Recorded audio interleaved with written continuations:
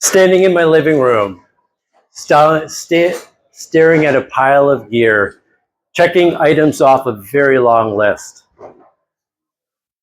Tent, sleeping pad, camp stove, strictly for making coffee in the morning. Then there's the emergency stuff, right? Tools, gears, cables, locks, and a medical kit that's either saying I'm going camping or I'm supporting a small war. I was taking my very first solo motorcycle trip, a loop around Lake Michigan. And on my 2008 Harley-Davidson Superglide, a 700-pound machine designed to glide over the road and eat up the miles.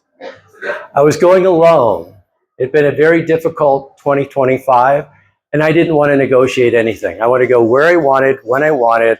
I wanted to stop where I did, and if I needed to change plans on the dime, I would. And so that's what I ended up doing. So to tell the truth, this is the very first time I was doing anything like this, and I was a little bit nervous. I've been riding less than 2 years. The longest trip I'd ever taken was 60 miles down to Starved Rock. This is going to be multiple states, multiple days, unknown roads and unknown conditions.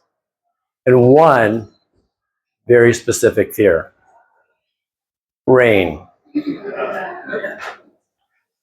Motorcycles are technically designed to ride in the rain, but I thought it was a bad math problem that I didn't want to solve, right? 2 wheels on wet pavement was a bad math problem I didn't want to solve.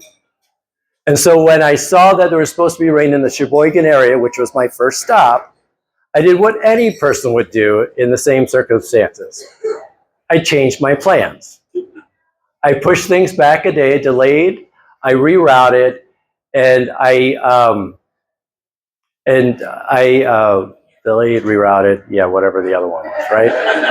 I'm trying, right? Anyway, saying to myself, hey, you know what, I'm being rational, I'm being smart about this. And the reality is I was trying to outplan my fear.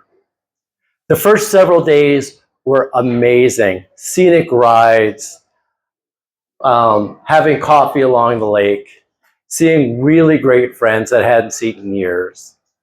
And it was beautiful. And every night I would get to the campsite and I'd pick up my phone and I'd check the weather for the next day.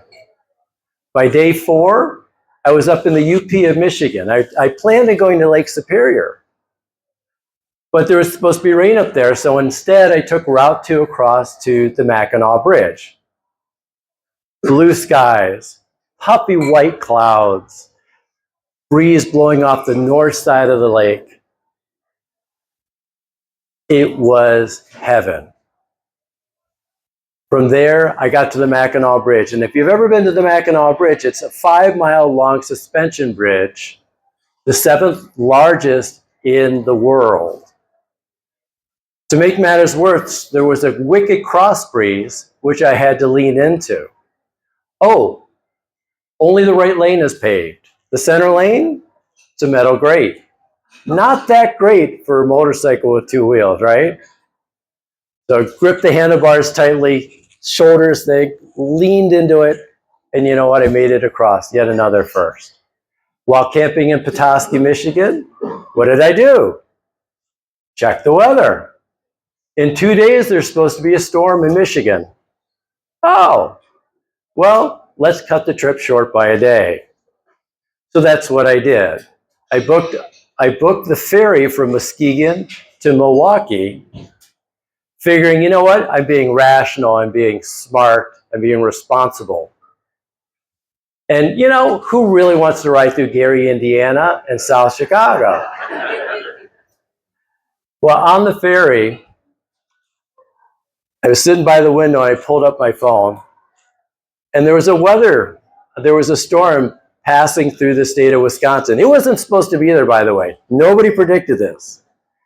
And I'm doing the math in my head. It's like, well, it's possible it might pass into the lake before we dock.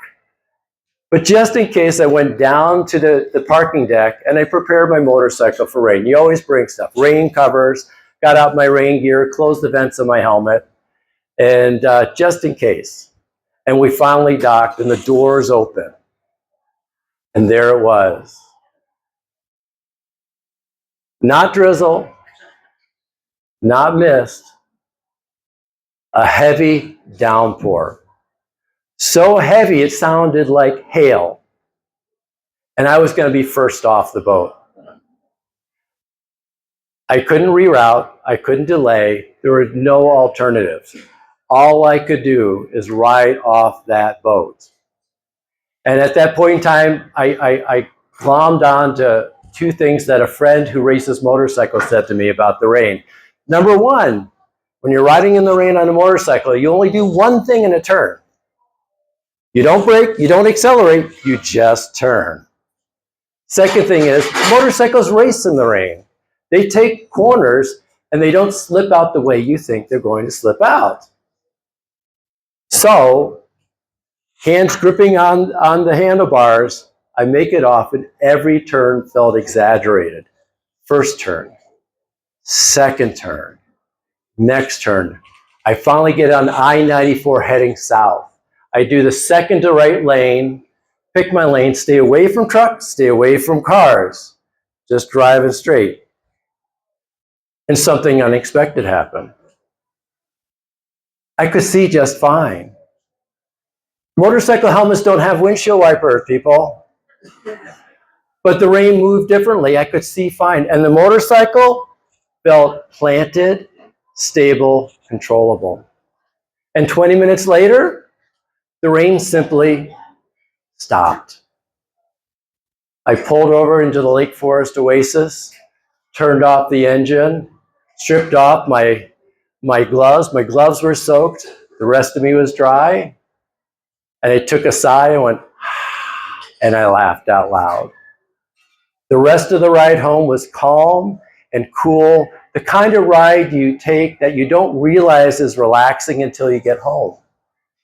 And I realized something, my biggest first of the trip. The thing that you try to avoid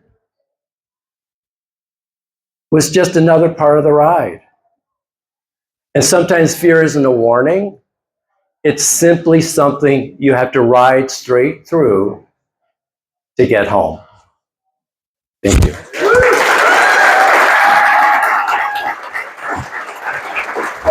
Thanks.